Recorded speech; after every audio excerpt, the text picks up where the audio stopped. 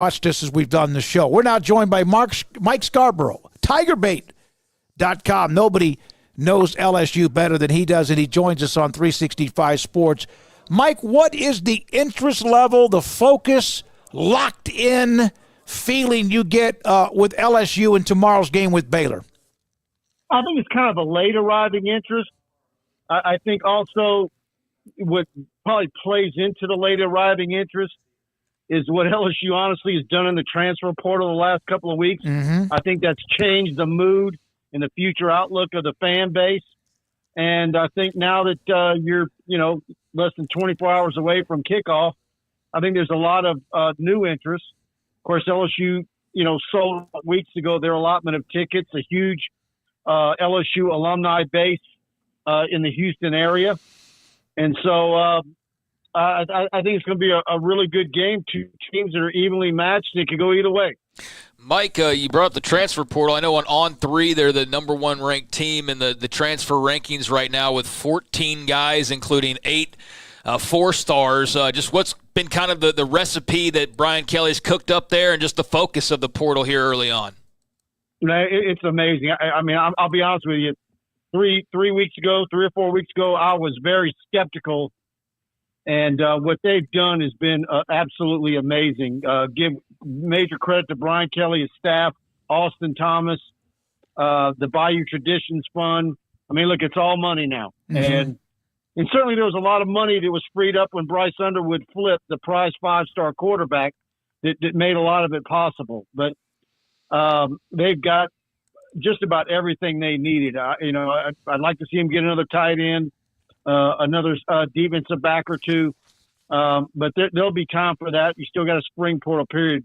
But what they've done so far with getting wide receivers and offensive linemen, edge rushers, a really nice punter. Center was a big need on that offensive line. They got a great one there. I've all of a sudden gone from my future outlook of LSU next season from 7-5, 8-4 to thinking 9-3, 10-2 possibly if they stay healthy. How much did they have to do that?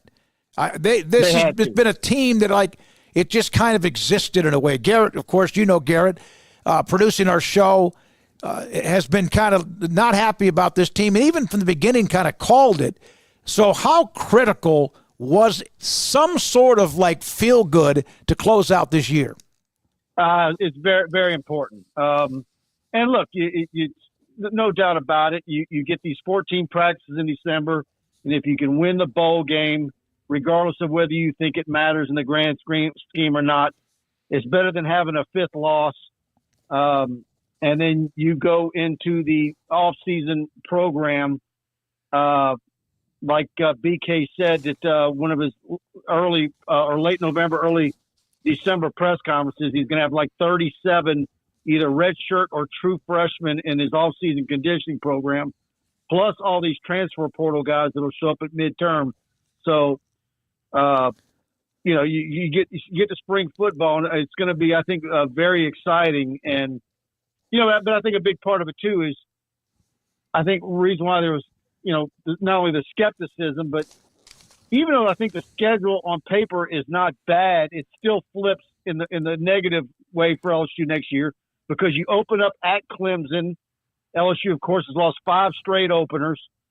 But you go to College Station, you go to Tuscaloosa, you go to Norman, Oklahoma to end the season. And you get South Carolina, which what a job that the Gamecocks did this past season, and they're excited about their program. So it was just really to go back. The transfer portal was absolutely huge to get this fan base to, I think, re-engage and tune in and really have a much more positive outlook of the future, and not just everybody, doing the math on the back of an envelope. What's the buyout next year? What's the buyout in 2026, 27? I don't think anybody's doing that now. How much do you think LSU fans are anticipating seeing Dave Aranda again just on the opposite sideline? I think absolutely. Very much beloved here. 2019 national championship. Last time LSU had a semblance of a strong defense, to be truthful. I know him and Orgeron didn't get along there at the end, and Orgeron wanted to go to a 4-3, and then we know what happened after that. But how can you not like Dave Aranda? I mean, friendly guy, soft-spoken, cerebral. You guys recall. I mean, I was doing shows with you when you hired him. I didn't know that he wanted to be a head coach. To me, he seemed like a guy that was more behind-the-scenes guy, and maybe I was a little skeptical there. I don't know what your guys' evaluation is now after these handful of years and where it's heading, but look, he's either way. No one's going to deny that the LSU fan base hold him in very high regard, regardless. It looks like maybe a bad few weeks on Wall Street, depending on the economy, or something's happening worldwide where the stocks are way down at 2 and 7, and then he's a genius Jedi. Nothing can be any better than what he did at 12 and 2. Then the next year they finished poorly. Then last year was awful. And he's been on the hot seat. And I mean, at times I wondered about how long he would last. Then they go 2 and 4. He's admitted he's changed. He's grown up. He's matured. He's learned a little bit about, in fact, even this year, talking about stop being so worried about whether guys are going to class. Not that doesn't matter, but other people need to do that. And he got into just football. And always heard from even you, Mike, from the beginning, his strength is talking ball. His strength is X's and O's. And that's what we've seen even after a rough start this year. And look, you can go and switch head coaches and pay all these buyouts and do all that. And sometimes it just makes sense to stick with somebody. I mean, what were we saying 4 or 5 months ago? It was just like, who's going to get fired earlier in the season? Billy Napier or Sam Pittman? Right? That was a foregone conclusion. They're both safe. Yep. If you would have said, man, if something would have happened to Brian Kelly, something health-wise a year or two ago, who would have been the top of the list?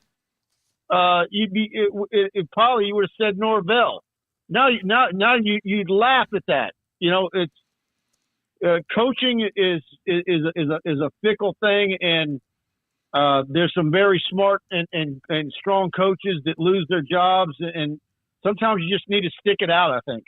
Mike, final thing for me. I know there's been a lot of opt-outs, declarations, what have you, so it's not going to be 100% LSU or 100% really anybody during bowl season, but what kind of roster are we looking at and Tigers team are we looking at head into the game tomorrow? Well, I think, look, I don't think it's as bad as it was the last time LSU was in the Texas Bowl. No doubt not having the tight end Mason Taylor out there and your two tackles. There's a couple of DBs that won't be out there, but LSU fans will argue they're better off without them. Look, C.J. Daniel, Kyron Lacey gone. Going to give some guys some opportunity. Chris Hilton, if he picks up where he left off, Aaron Anderson, to me, was kind of the MVP of the offense. But I think LSU is, Baylor coming off the win streak. I think it's going to be a close game.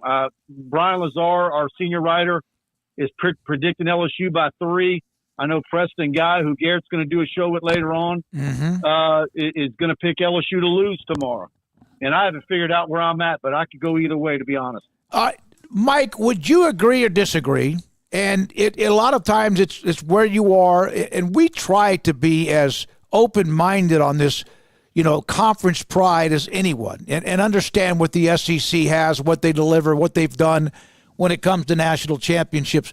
But even are you at times annoyed by, but we didn't have all of our players here, when it seemed like nobody has all of their players entering a bowl game if they win or lose.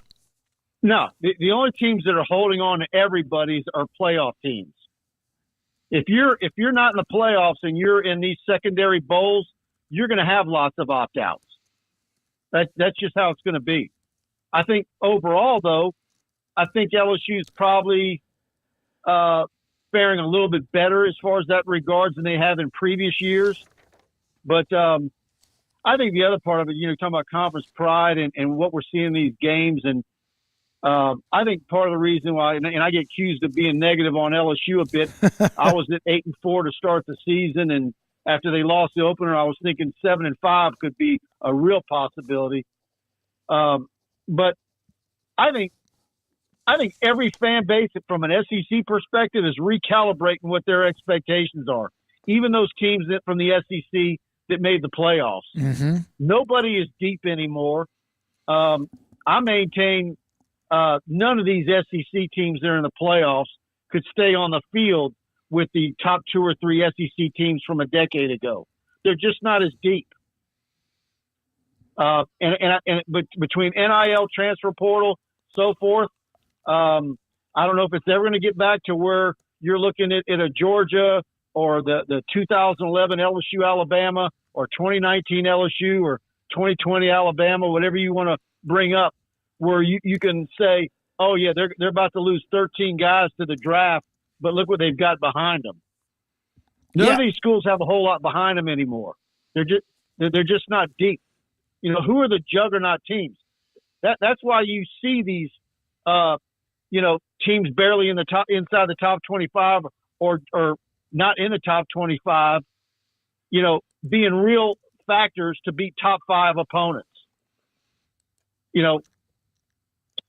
It's just because who is the juggernaut team? So do you see the portal where it appeared it might just make the rich richer like NIL might, but this is creating, in some cases, even though there seem to be 4 to 6 teams like Ohio State or Oregon or maybe Texas or whoever, Georgia, I don't know. Do you feel like the portal is actually creating some parity? Oh, absolutely. Because I think the teams that have typically been your top 10, 12 recruiting classes year in and year out are probably going to be many of the same that they've always been. LSU's, finally gotten their act together NIL wise, and I think that it's going to get even bigger there. But the difference is that if you keep stacking all these recruits, and where LSU has, always had some, 5-star, and Alabama with 5 stars second on the depth chart, those kids aren't willing to wait anymore. So it evens the playing field because, Baylor and Colorado and teams outside the SEC the shoe's on the other foot. You can go pilt for one here and one there. And so if you're an SEC team that has had a run like that, and maybe you didn't do as good of a job in the transfer portal in the offseason, well, if you get to November with a rash of injuries, you're in trouble. Yeah, it seems like even though there's still separation, it's tighter. It's so much tighter. We may not see. It's absolutely tighter. Yeah, we may not see that in the college football playoff this year, but we might. We don't know because of what happens with the quarterfinals coming up. Of course, tomorrow night and then also on Wednesday. Mike, I love the passion. I love what you mentioned. Garrett's an LSU guy. Garrett, you want to close it out with him because you could hear, I don't know if you feel the same way, but you could feel with what they've done in the portal, as Craig brought up, that it's given them a little bit of that oomph.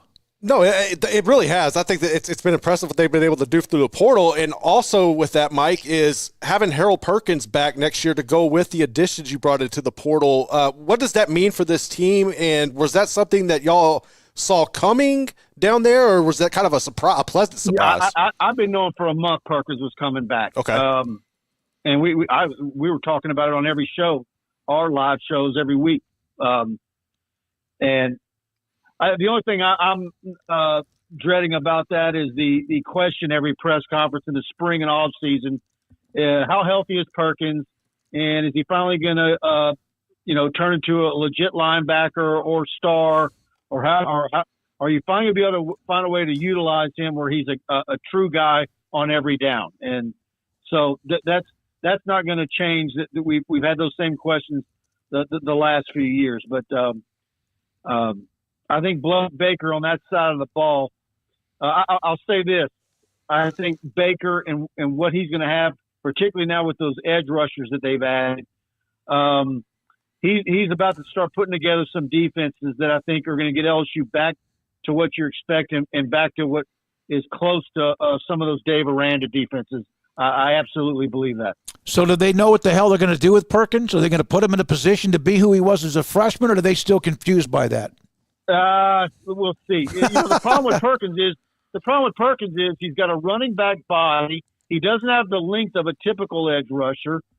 I mean, if you saw him in high school, I mean, how many recruiting guys that I talked to that said he was actually the best running back in Texas his senior year, and that he might need a couple of years to actually learn to be a linebacker? Well, we know what he did as a true freshman, but, people figured that out, how LSU was utilizing him. In the last game with A&M and in Georgia in the SEC title game that freshman year he was ineffective. And so then you want to make him a true linebacker, and that's really hasn't worked out for him. Like I said, he's kind of a tweener. So now talking about using at the star position, we're going to see how they get it done.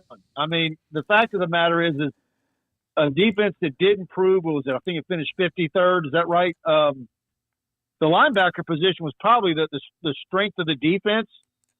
I think the linebackers actually played better after Perkins got hurt, because you weren't trying to shoehorn him in there and having the other guys having to play out of position when he was in the game. Mm-hmm. Yep. Hey, man, love the knowledge and the insight. We knew we could get that from you. I wanted to ask you about the Perkins thing. I'm glad we brought that up, and we appreciate your time. 2:30 tomorrow, LSU Baylor. Ought to be fun. Two teams. I know Baylor's walking into this thing. They're red hot, and whether or not it plays over tomorrow, we'll see. Thank you very much, Mike. Have a great New Year, and we'll talk to you again around the corner. Yeah, Happy New Year to y'all, and good luck on all your bowl coverage tomorrow. Thank you, sir. Mike Scarborough. We love him. Tiger Bait covers LSU with us on 365 Sports to wrap up today's coverage. If there's anything else we need